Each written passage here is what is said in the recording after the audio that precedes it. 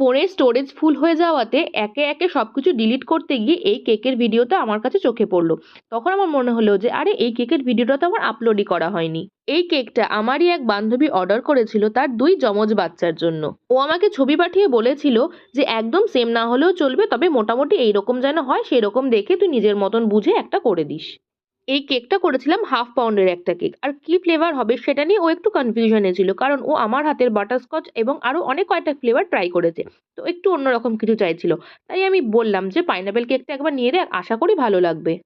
আমার কথা শুনে ও পাইনাপেল ফ্লেভারটাই নিল আর রাত্রেবেলা ফোন করে বলল কেকটা নাকি সবার ভীষণ পছন্দ হয়েছে। জানো তো আমার প্রতি কাস্টমারদের এই বিশ্বাসটাই না আমার আত্মবিশ্বাসকে আরেকটু বাড়িয়ে তোলে। আর দেখো এই কেকটা যাদের জন্য নেওয়া হয়েছিল সেই বাচ্চা দুটোর নাম দুটো কি সুন্দর, পূর্ণতা আর প্রাপ্ত।